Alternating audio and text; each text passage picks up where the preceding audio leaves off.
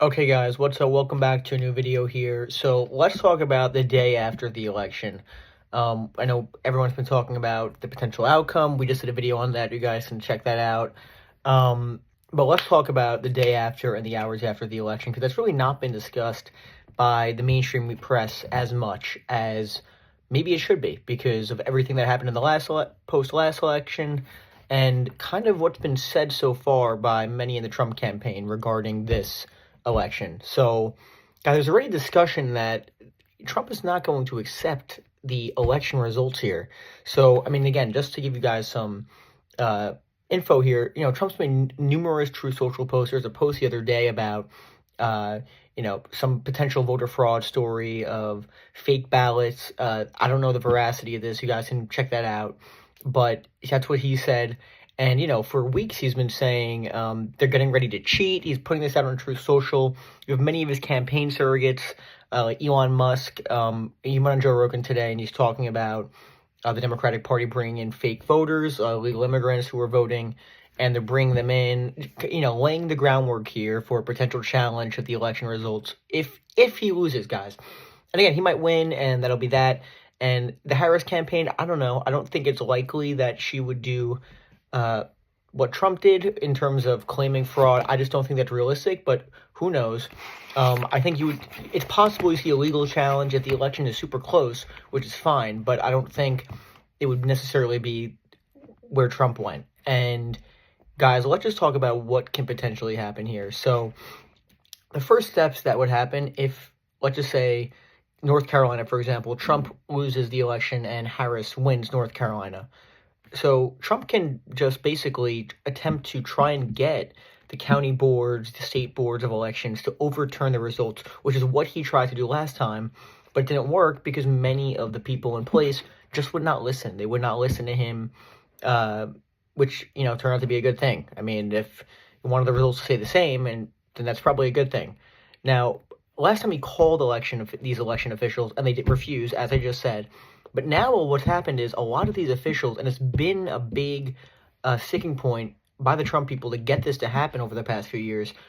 A lot of MAGA loyalists and Trump people are in these places now. Trump was at a rally recently, and he called these people guys pit bulls, who are ready to do what they need to do for the American people. He said this at a rally over the last few months. So again, it's not like I'm making this up, guys. This is what he said for several weeks and months.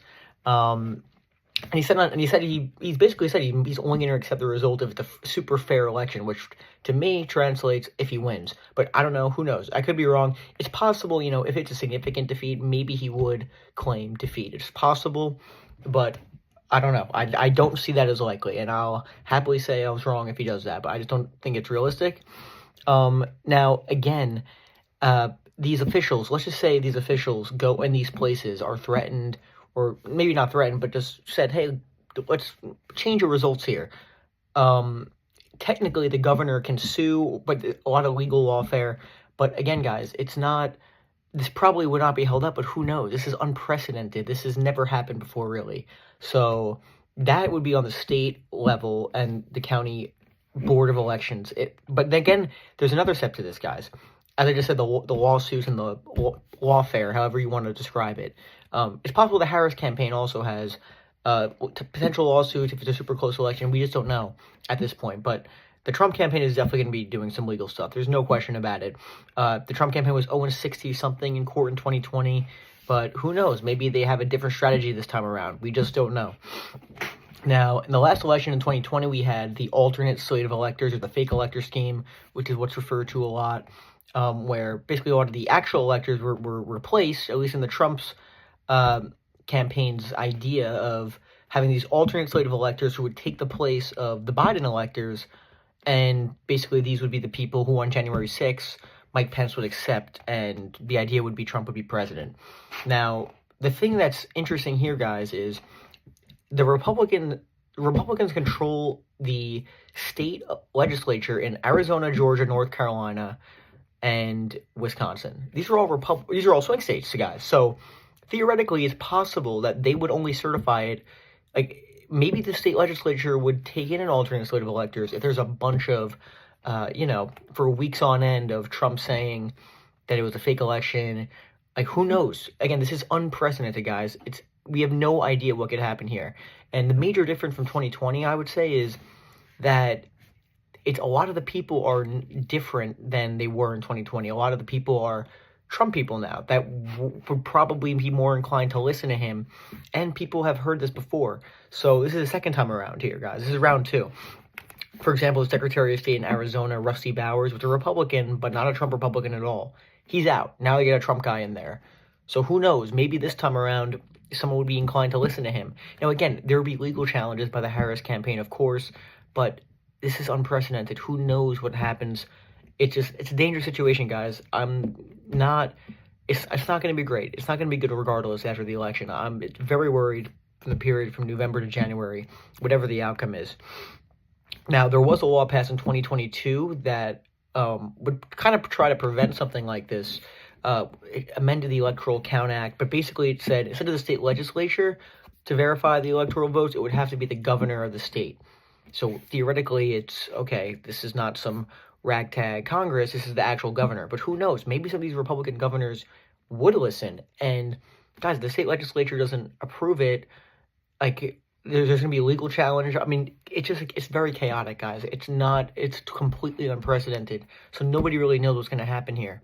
But again, also take into account a lot of these electors who they might face threats from people. They might face threats on casting their vote for someone.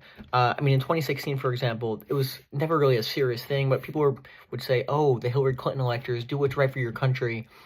Don't vote for Trump, vote for Hillary. Like, obviously that did not happen. That's ridiculous that would be a thing. But maybe this time it would be a serious conversation. We just don't know. But these people might face threats. Who knows what would go into that if there's some sort of plan intact. But I don't know, guys. But that's another possibility. But you cannot rule that out.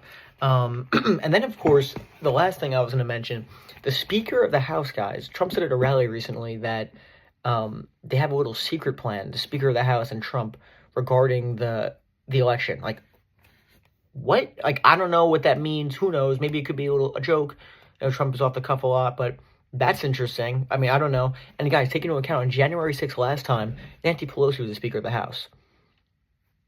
So that is a Republican, a Trump Republican there this time. So who knows? And again, the Speaker probably does not have the authority to do something like this, like gaveling the House out of session, for example, during January 6th, in order to, get the correct electoral votes from the state legislatures. But he probably doesn't have the authority, but who knows? Like, it's completely chaotic. Like, January 6th, I mean, who knows what would have happened if Mike Pence listened?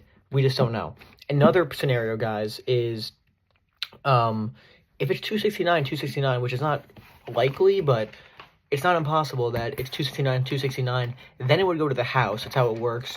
And then the House would vote in the president. The Republicans have a slight majority, so Trump would most likely win the presidency that way. If that were to happen, which would be so insane, guys. The way this year has been in this election cycle, nothing would shock me, though. But that's what I got for you. But again, and Kamala Harris is the vice president this time, of course, so obviously she wouldn't listen to Trump. Obviously, she would not do what Mike Pence did, or what Trump wanted Mike Pence to do, obviously, in this case. But it's going to be interesting, guys. And again, the question is going to be, will the institutions hold? How close will the election be? Because I think that's what depends on it. And there'll be legal challenges probably either way. I just think, Trump is setting the groundwork here that he's probably not going to accept, okay? Like, it's pretty clear, unless it's really a clear victor here. But we'll see what happens. Yeah, guys, we're in for a crazy few days. If we get the winner of the election by tomorrow, we'll come out with a video on that, giving you guys the updates. And yeah, check out my prediction from yesterday or 2 days ago now. And yeah, so I hope you enjoyed this video, and what a day we got tomorrow. So thanks, guys. Make sure to like and subscribe. Thanks.